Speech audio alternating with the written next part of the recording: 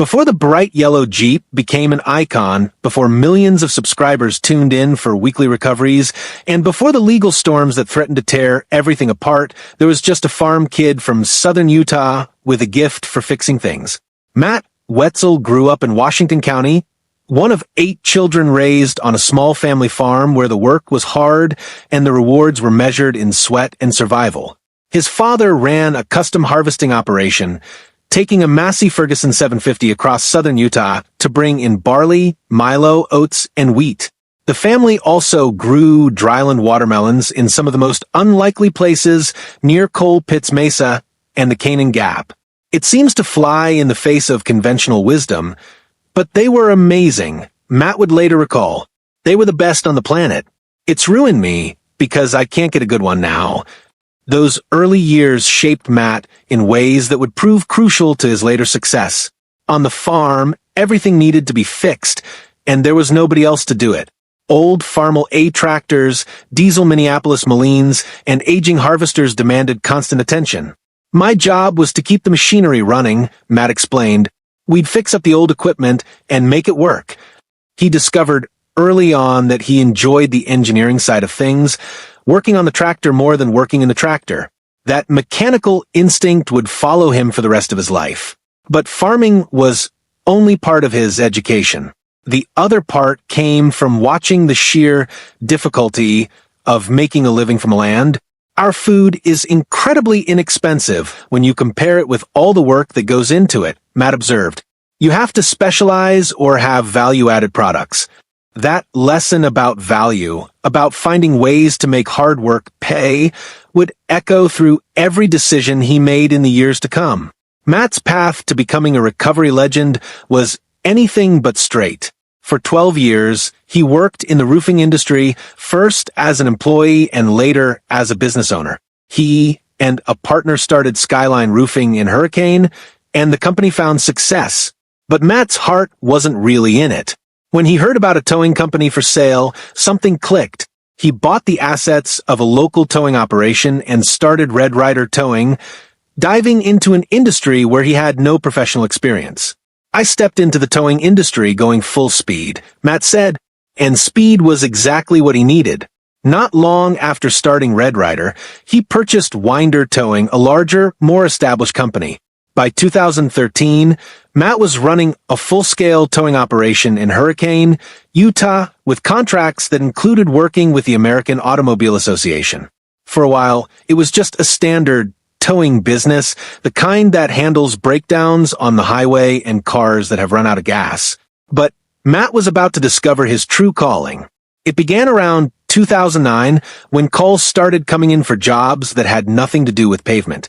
Tourists visiting Zion National Park, off-road enthusiasts exploring Sand Hollow State Park, and rental car drivers who had ventured too far into the desert were getting stuck. They needed someone who could reach them, someone who could pull them out of sand, mud, and rock. Matt started taking those calls. What those early recoveries looked like bore little resemblance to the polished videos fans would eventually see on YouTube. Matt and his crew had the wrong equipment for the job. They used standard tow trucks and heavy cable extensions, dragging cables through deep sand in blistering August heat. You're asking your employee to drag 150 feet of cable out, walk back through the sand, pick up 100 feet of cable extension, go back, drag it all the way, hook it up, come back, and get another one and go out there, Matt described. Well, they're in trouble at that point, like heat exhaustion. A job that should have been straightforward would stretch into hours of exhausting labor. It would take 2, 3, or 4 men working together just to get the cable out to a stuck vehicle, then repeating the process multiple times as they winched the vehicle forward in increments. By the time a recovery was complete, the bill could be enormous, often reaching $1,200 or $1,500. For college kids on spring break or families on vacation, those numbers were devastating. Matt found himself in an impossible position. The costs of fuel, equipment wear, and the risk of damaging his rigs often outweighed what he earned. Yet, he couldn't bear to charge people the full amount when they were already stranded and scared. "I'd discount like crazy," he admitted. Even after massive discounts, the bills were still crushing to his customers. and Matt was barely breaking even. On top of the financial strain, the recoveries themselves were dangerous and unpredictable. His trucks would get stuck, cables would snap, parts wore out faster than he could replace them. More than once, the rescuer became the one in need of rescue, forced to perform exhausting self-recoveries just to get back to solid ground. It was a constant fight between wanting to help and needing to survive. By 2017, Matt had spent years working himself to exhaustion, barely scraping by on recoveries that seemed to take everything from him. But he had also started doing something unusual. He was sharing his stories. "I used to do personal podcasts to some longtime friends," Matt recalled.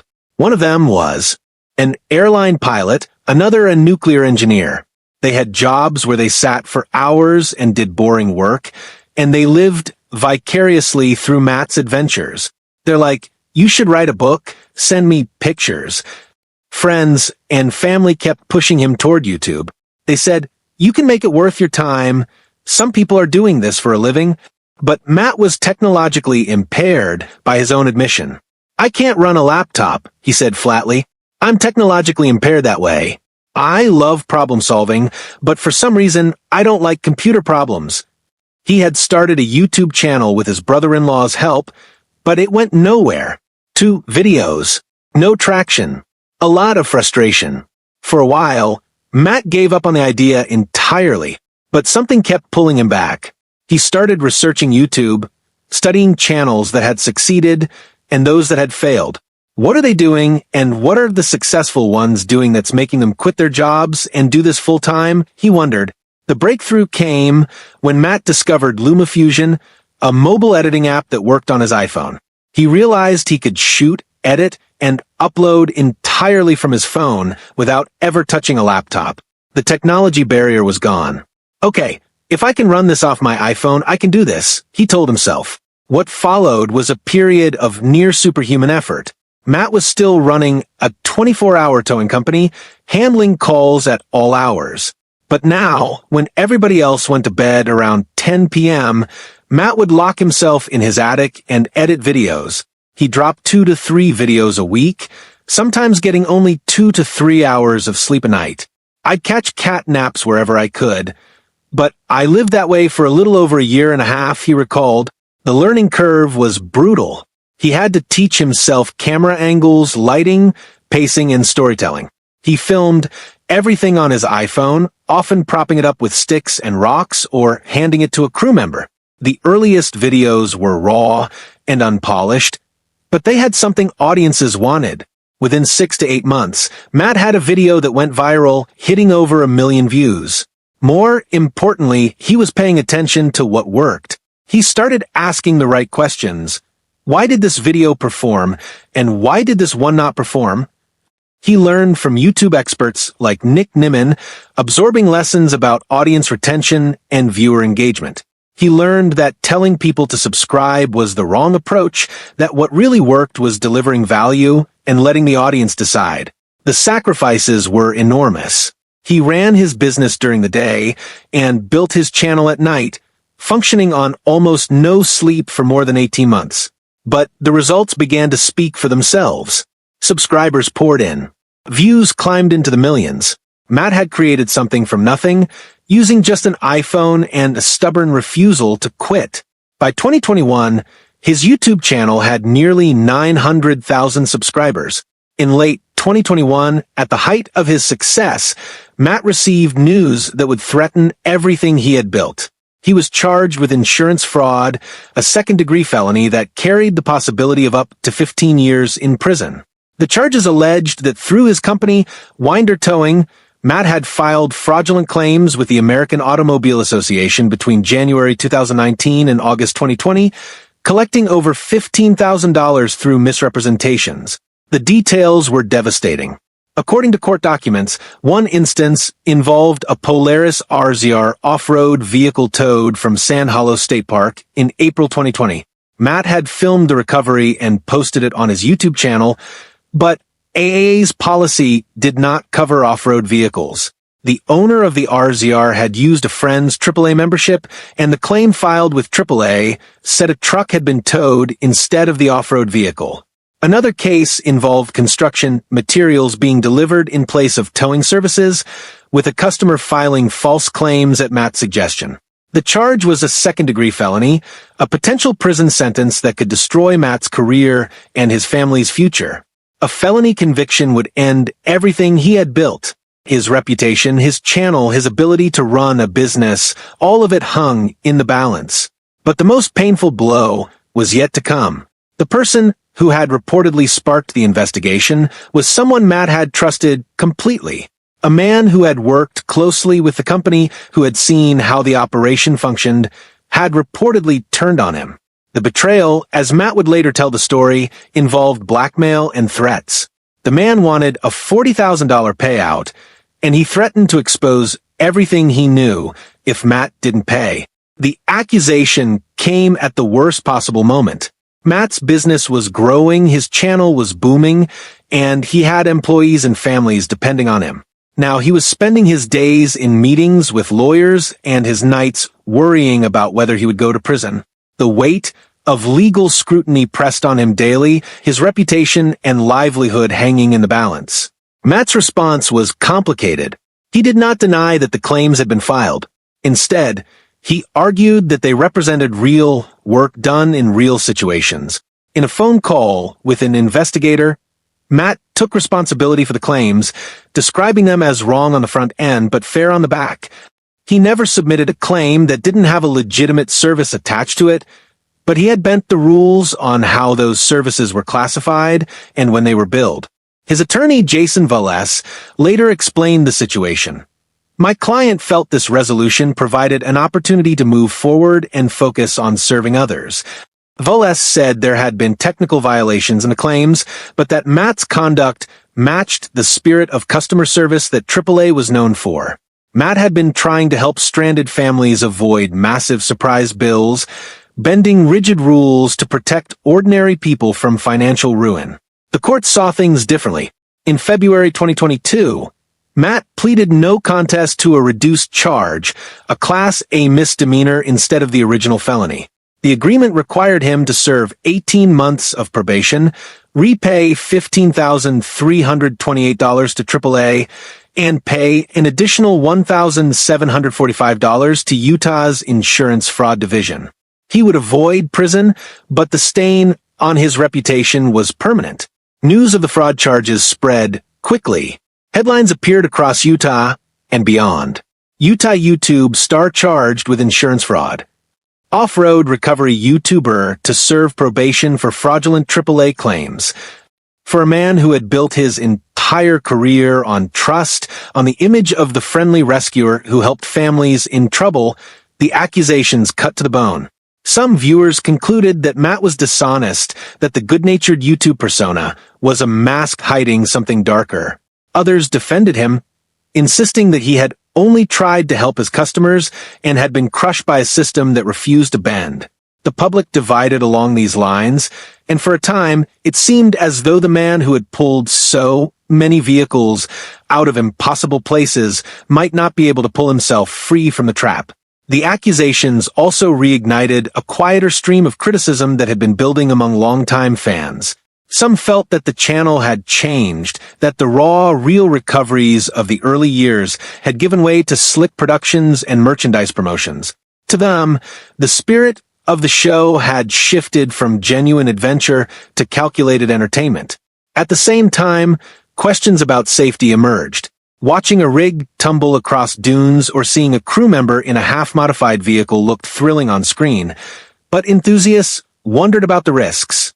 Matt had weathered many storms in his career. He had worked himself to exhaustion, struggled to keep his business afloat, and faced the desert's unforgiving demands. But the weight of public doubt, the sense that millions of strangers might believe he was a fraud, was something different entirely. It was one thing to fight the elements or struggle with finances. It was another to fight the judgment of an audience that had once trusted you completely. What made the legal ordeal even more devastating was its origin. According to Matt's account, The investigation had been pushed forward by someone in his inner circle, a man he called a friend. This person had worked with the company and had intimate knowledge of how the business operated. He had seen how Matt handled cases, how he balanced the demands of customers against the requirements of insurers, how he navigated the gray areas that came with every recovery. The ultimatum was chilling, according to Matt. The man wanted $40,000, and the condition was simple: pay up or face exposure. He threatened to reveal private knowledge of Matt's operations to the authorities, the very kind of information being examined in the legal case. Legal letters arrived, demanding that Matt strip him, his associates, and even members of Matt's family from the videos unless the money was delivered. What made this storm even more crushing was its timing. Matt was already under immense stress from the ongoing investigation. The weight of legal scrutiny pressed on him daily, his reputation and livelihood hanging in the balance. It was at this most fragile moment that someone he had trusted chose to act. For Matt, the most devastating blow was not the court's penalties or the public's judgment. It was realizing that a trusted companion had turned against him, weaponizing his knowledge. At the moment Matt was most vulnerable. He could withstand the accusations. He could shoulder the penalties.